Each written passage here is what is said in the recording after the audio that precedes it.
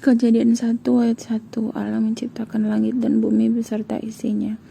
Pada mulanya Allah menciptakan langit dan bumi. Bumi belum berbentuk dan kosong. Gelap gulita menutupi samudra raya dan roh Allah melayang-layang di atas permukaan air. Berfirmanlah Allah, jadilah terang, lalu terang itu jadi. Allah melihat bahwa terang itu baik, lalu dipisahkanlah gelap itu dari terang. Dan Allah menamai terang itu siang dan gelap itu malam. Jadilah petang dan jadilah pagi, itulah hari pertama. Berfirmanlah Allah, jadilah cakrawala di tengah segala air untuk memisahkan air dari air. Maka Allah menjadikan cakrawala dan Ia memisahkan air yang ada di bawah cakrawala itu dari air yang ada di atasnya. Dan jadilah demikian. Lalu Allah menamai cakrawala itu langit. Jadilah petang dan jadilah pagi, itulah hari kedua. Berfirmanlah Allah, hendaklah segala air yang di bawah langit berkumpul pada satu tempat, sehingga kelihatan yang kering, dan jadilah demikian. Lalu Allah menamai yang kering itu darat, dan kumpulan air itu dinamainya laut. Allah melihat bahwa semuanya itu baik. Berfirmanlah Allah, hendaklah tanah menumbuhkan tunas-tunas muda, tumbuh-tumbuhan yang berbiji, segala jenis pohon buah-buahan yang menghasilkan buah yang berbiji, supaya ada tumbuh-tumbuhan di bumi, dan demikian jadilah demikian.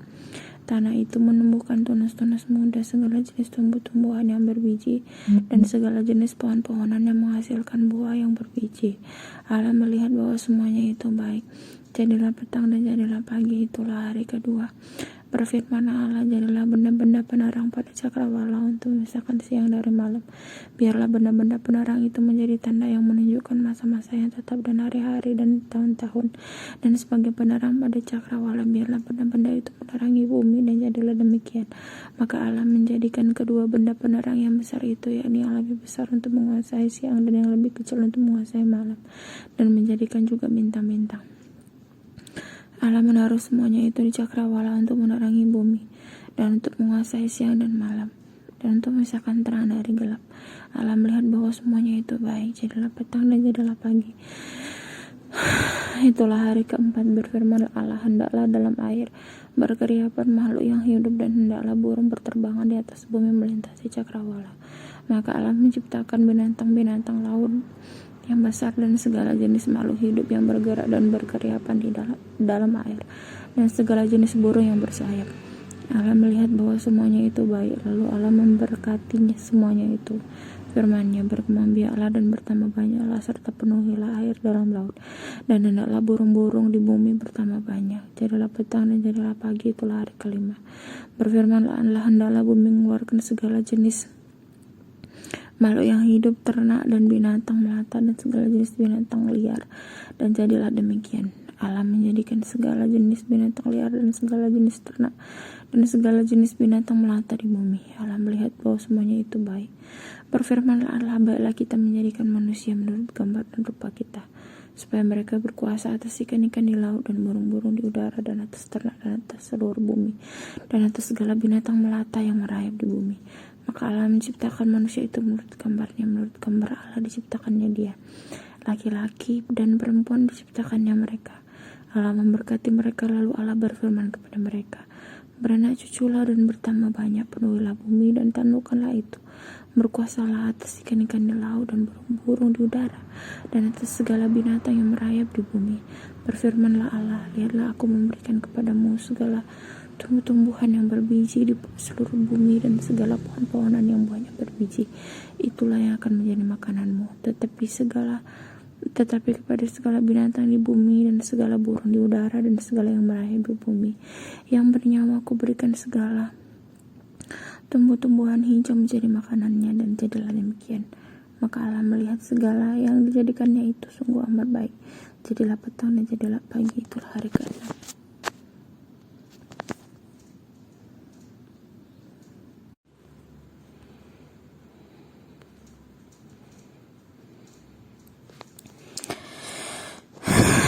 Kejadian 2. Demikianlah diselesaikan langit dan bumi dan segala isinya ketika Allah pada hari ke-7 telah menyelesaikan pekerjaan yang dibuatnya itu.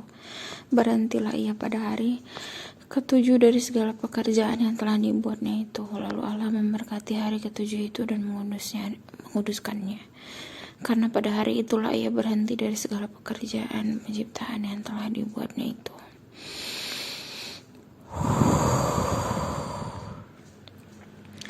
Demikianlah riwayat langit dan bumi pada waktu diciptakan, ketika Tuhan Allah menjadikan langit dan bumi. Belum ada semak apapun di bumi, belum timbul tumbuh-tumbuhan apapun di padang, sebab Tuhan Allah belum menurunkan hujan ke bumi dan belum ada orang untuk mengusahakan tanah itu. Tetapi ada kabut naik ke atas dari bumi dan membasahi seluruh permukaan bumi itu.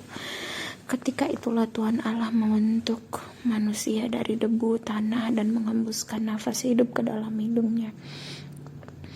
Demikianlah manusia itu menjadi makhluk yang hidup selanjutnya. Manusia dan Taman Eden. Selanjutnya Tuhan Allah membuat taman di Eden di sebelah timur. Disitulah ditempatkannya manusia yang dibentuknya itu. Lalu Tuhan Allah menumbuhkan berbagai-bagai pohon dari bumi yang menarik dan yang baik untuk dimakan buahnya, dan pohon kehidupan di tengah-tengah taman itu, serta pohon pengetahuan tentang yang baik dan yang jahat. Ada suatu sungai mengalir dari Eden untuk membasahi taman itu, dan dari situ sungai itu terbagi menjadi 4 cabang. Yang pertama namanya Pison, yakni yang mengalir mengelilingi seluruh tanah Hawilah. Tempat emas ada, dan emas dari negeri itu baik. Di sana ada damar, bedolah dan batu krisopras. Nama sungai yang kedua ialah Gihon, yakni yang mengalir mengelilingi seluruh tanah Kus. Nama sungai yang ketiga ialah Tigris, yakni yang mengalir di sebelah timur Asyur.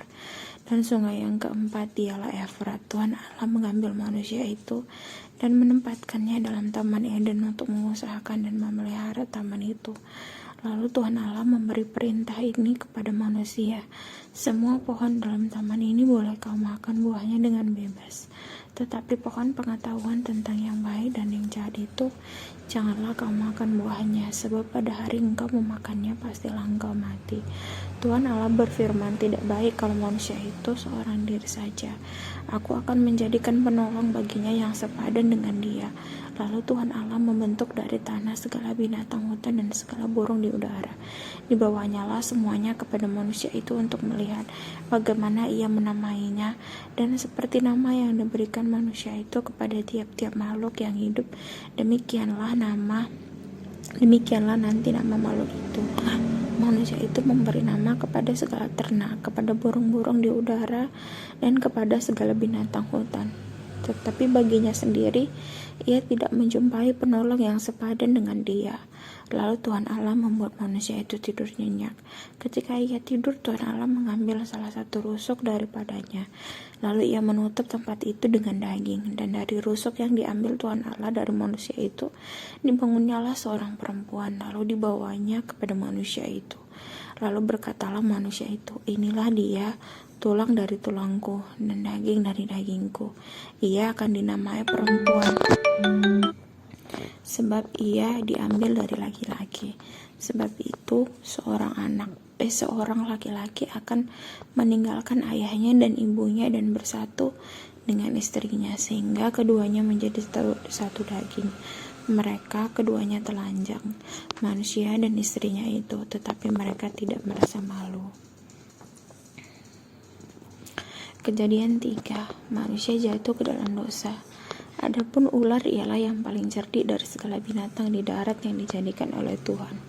Ular itu berkata kepada perempuan itu, tentulah Allah berfirman, semua pohon dalam taman ini jangan kamu makan buahnya, bukan? Lalu sahut perempuan itu kepada ular itu, buah pohon-pohonan dalam taman ini boleh kami makan, tetapi tentang buah pohon yang ada di tengah-tengah taman, Allah berfirman, jangan kamu makan ataupun raba buah itu, nanti kamu mati. Tetapi ular itu berkata kepada perempuan itu, sekali-kali kamu tidak akan mati, tetapi Allah mengetahui bahwa pada waktu kamu memakannya, matamu akan terbuka dan kamu akan menjadi seperti Allah, tahu tentang yang baik dan yang jahat. Perempuan itu melihat bahwa buah pohon itu baik untuk dimakan dan sedap kelihatannya. Lagi pula pohon itu menarik hati karena memberi pengertian. Lalu ia mengambil dari buahnya dan dimakannya, dan diberikannya juga kepada suaminya yang bersama-sama dengan dia. Dan suaminya pun memakannya. Maka terbukalah mata mereka berdua dan mereka tahu bahwa mereka telanjang. Lalu mereka menyemat daun pohon ara dan membuat jawat. Ketika mereka mendengar bunyi langkah Tuhan Allah yang berjalan-jalan dalam taman itu pada waktu hari sejuk, bersembunyilah manusia dan istrinya itu terhadap terhadap Tuhan Allah di antara pohon-pohonan di dalam taman. Tetapi Tuhan Allah memanggil manusia itu dan berfirman kepadanya, "Di manakah engkau?" Ia menjawab, "Ketika aku mendengar bahwa engkau ada dalam taman ini, aku menjadi takut karena aku telanjang, sebab itu aku bersembunyi." Firman-Nya, "Siapakah yang memberitahukan kepadamu bahwa engkau telanjang? Apakah engkau makan dari buah pohon yang kularang engkau makan itu?" Manusia itu menjawab, "Perempuan yang kau tempatkan di sisiku, dialah yang memberi dari buah pohon itu kepada aku, maka aku makan." Kemudian berfirmanlah Tuhan Allah kepada perempuan itu, "Apakah yang telah kau perbuat ini?" Jawab perempuan itu, "Ular itu yang memberdayakan aku, maka aku makan." Lalu berfirmanlah Tuhan kepada ular itu, "Karena engkau berbuat demikian, terkutuklah engkau di antara segala ternak dan di antara segala binatang hutan. Dengan perutmu lah engkau akan menjalar dan debu tanahlah yang akan kau makan seumur hidupmu. Aku akan mengadakan permusuhan antara engkau dan perempuan ini, antara keturunanmu dan keturunannya. Keturunannya akan meremukkan kepalamu dan engkau akan meremukkan tumitnya." Firman-Nya kepada perempuan itu, "Susah payahmu waktu mengandung akan kubuat sangat banyak, dan dengan kesakitan engkau akan melahirkan anakmu. Namun engkau akan berahi kepada suamimu dan ia akan berkuasa atasmu." Lalu firman-Nya kepada manusia itu, "Karena engkau mendengarkan perkataan istrimu dan memakan dari buah pohon yang telah kuperingatkan kepadamu, jangan makan daripadanya, maka terkutuklah tanah karena engkau. Dengan bersusah payah engkau akan mencari rezekimu dari tanah seumur hidupmu. Semak duri dan rumput duri yang akan dihasilkannya bagimu, dan tumbuh-tumbuhan di padang akan menjadi makananmu. Dengan berpeluh engkau akan mencari makananmu, sampai engkau kembali lagi menjadi tanah, karena dari situlah engkau diambil, sebab engkau debu dan engkau akan kembali menjadi debu." Manusia itu memberi nama Hawa kepada istrinya, sebab dialah yang menjadi ibu semua yang hidup. Dan Tuhan Allah membuat pakaian dari kulit binatang untuk manusia dan untuk istrinya itu, lalu mengenakannya kepada mereka. Berfirmanlah Tuhan Allah, "Sesungguhnya manusia itu telah menjadi seperti salah satu dari kita, tahu tentang yang baik dan yang jahat. Maka sekarang jangan sampai ia mengulurkan tangannya dan mengambil pula dari buah pohon kehidupan itu dan memakannya, sehingga ia hidup untuk selama-lamanya." Lalu Tuhan Allah mengusir dia dari Taman Eden supaya ia mengusahakan tanah dari mana ia diambil. Ia menghalau manusia itu, dan di sebelah timur Taman Eden ditempatkan nyala beberapa kerub dan dengan pedang yang bernyala-nyala dan menyambar-nyambar untuk menjaga jalan ke pohon kehidupan. Kejadian 4, Kain dan Habil. Kemudian manusia itu bersetubuh dengan Hawa istrinya, dan mengandunglah perempuan itu, lalu melahirkan Kain. Maka kata perempuan itu, "Aku telah mendapat seorang laki-laki dengan pertolongan Tuhan." Selanjutnya dilahirkannya Habil adik Kain, dan Habil menjadi gembala kambing domba, Kain menjadi petani. Setelah beberapa waktu lamanya, maka Kain mempersembahkan sebagian dari hasil tanah itu kepada Tuhan sebagai korban persembahan. Habil juga mempersembahkan korban persembahan dari anak sulung kambing dombanya, yakni lemak-lemaknya. Maka Tuhan mengindahkan Habil dan korban persembahannya itu, tetapi Kain dan korban persembahannya tidak diindahkannya. Lalu hati Kain menjadi sangat panas dan mukanya muram. Firman Tuhan kepada Kain, "Mengapa hatimu panas dan mukamu muram? Apakah mukamu tidak akan berseri jika engkau berbuat baik? Tetapi jika engkau tidak berbuat baik, dosamu sudah mengintip di depan pintu. Ia sangat menggoda engkau, tetapi engkau harus berkuasa atasnya." Kata Kain kepada Habil adiknya, "Marilah kita pergi ke padang." Ketika mereka ada di padang, tiba-tiba Kain memukul Habil adiknya itu, lalu membunuh dia. Firman Tuhan kepada Kain, "Di mana Habil adikmu itu?" Jawabnya, aku tidak tahu. Apakah aku penjaga adikku? Firman-Nya, apakah yang telah kau perbuat ini? Darah adikmu itu berteriak kepadaku dari tanah. Maka sekarang terkutuklah engkau, terbuang jauh dari tanah yang mengangakkan mulutnya untuk menerima darah adikmu itu dari tanganmu. Apabila engkau mengusahakan tanah itu, maka tanah itu tidak akan memberikan hasil sepenuhnya lagi kepadamu. Engkau menjadi seorang pelarian dan pengembara di bumi. Kata Kain kepada Tuhan, hukumanku itu lebih besar daripada yang dapat kutanggung. Engkau menghalau aku sekarang dari tanah ini, dan aku akan tersembunyi dari hadapanmu, seorang pelarian dan pengembara di bumi. Maka barang siapa yang akan bertemu dengan aku, tentulah akan membunuh aku. Firman Tuhan kepadanya, sekali-kali tidak. Barang siapa yang membunuh Kain akan dibalaskan kepadanya 7 kali lipat. Kemudian Tuhan menaruh tanda pada Kain supaya ia jangan dibunuh oleh barang siapapun yang bertemu dengan dia. Lalu Kain pergi dari hadapan Tuhan dan ia menetap di tanah Nod di sebelah timur Eden. Keturunan Kain, Set dan Enos. Kain bersetubuh dengan istrinya dan mengandunglah perempuan itu, lalu melahirkan Henok. Kemudian Kain mendirikan suatu kota dan dinamainya kota itu Henok, menurut nama anaknya. Bagi Henok lahirlah Irad, dan Irad itu memperanakan Mehujael, dan Mehujael memperanakan Metusael, dan Metusael memperanakan Lamek. Lamek mengambil istri 2 orang, dan yang satu namanya Ada, yang lain Zila. Ada itu melahirkan Yabal. Dialah yang menjadi bapa orang yang diam dalam kemah dan memelihara ternak. Nama adiknya ialah Yubal. Dialah yang menjadi bapa semua orang yang memainkan kecapi dan suling. Zila juga melahirkan anak, yakni Tubal Kain, bapa semua tukang tembaga dan tukang besi. Adik perempuan Tubal Kain ialah Naamah. Berkatalah Lamek kepada kedua istrinya itu, Ada dan Zila, dengarkanlah suaraku. Hai istri-istri Lamek, pasanglah telingamu kepada perkataanku ini. Aku telah membunuh seorang laki-laki karena ia melukai aku, membunuh seorang muda karena ia memukul aku sampai bengkak. Sebab jika Kain harus dibalaskan 7 kali lipat, maka Lamek 77 kali lipat. Adam bersetubuh pula dengan istrinya, lalu perempuan itu melahirkan seorang anak laki-laki dan menamainya Set. Sebab katanya, Allah telah mengaruniakan kepadaku anak yang lain sebagai ganti Habel, sebab Kain telah membunuhnya. Lahirlah seorang anak laki-laki bagi Set juga, dan anak itu dinamainya Enos. Waktu itulah orang mulai memanggil nama Tuhan.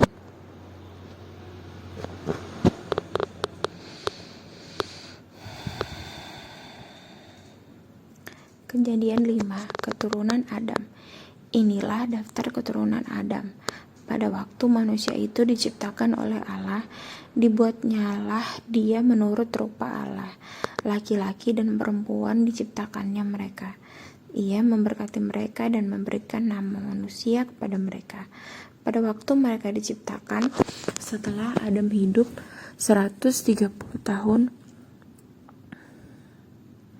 ia memperanakkan seorang laki-laki menurut rupa dan gambarnya, lalu memberi nama Set kepadanya. Umur Adam setelah memperanakkan Set 800 tahun, dan ia memperanakkan anak-anak lelaki dan perempuan. Jadi Adam mencapai umur 930 tahun, lalu ia mati. Setelah Set hidup 105 tahun, ia memperanakkan Enos, dan Set masih hidup 807 tahun setelah ia memperanakkan Enos, dan ia memperanakkan anak-anak lelaki dan perempuan. Jadi Set mencapai umur 912 tahun, lalu ia mati. Setelah Enos hidup 90 tahun, ia memperanakkan Kenan, dan Enos masih hidup 815 tahun setelah ia memperanakkan Kenan, dan ia memperanakkan anak-anak lelaki dan perempuan. Jadi Enos mencapai umur 905 tahun lalu ia mati. Setelah Kenan hidup 70 tahun, ia memperanakan Mahalalel, dan Kenan masih hidup 890 tahun. Setelah ia memperanakan Mahalalel dan ia memperanakan anak-anak laki dan perempuan, jadi Kenan mencapai umur 910 tahun lalu ia mati. Setelah Mahalalel hidup 65 tahun, ia memperanakan Yared, dan Mahalalel masih hidup 830 tahun. Setelah ia memperanakan Yared, dan ia memperanakan anak-anak laki dan perempuan, jadi Mahalalel mencapai umur 895 tahun lalu ia mati. Setelah Yared hidup 162 tahun, ia memperanakan Henok, dan Yared masih hidup 800 tahun. Setelah ia memperanakan Henok, dan ia memperanakan anak-anak lelaki dan perempuan, jadi Yared mencapai umur 962 tahun lalu ia mati. Setelah Henok hidup 65 tahun, ia memperanakan Metusalah, dan Henok hidup bergaul dengan Allah selama 300 tahun lagi. Setelah ia memperanakan Metusalah dan ia memperanakan anak-anak lelaki dan perempuan, jadi Henok mencapai umur 365 tahun, dan Henok hidup bergaul dengan Allah. Lalu ia tidak ada lagi, sebab ia telah diangkat oleh Allah. Setelah Metusalah hidup 187 tahun, ia memperanakan Lamek, dan Metusalah masih hidup 782 tahun. Setelah ia memperanakan Lamek, dan ia memperanakan anak-anak lelaki dan perempuan, jadi Metusalah mencapai umur 969 tahun lalu ia mati.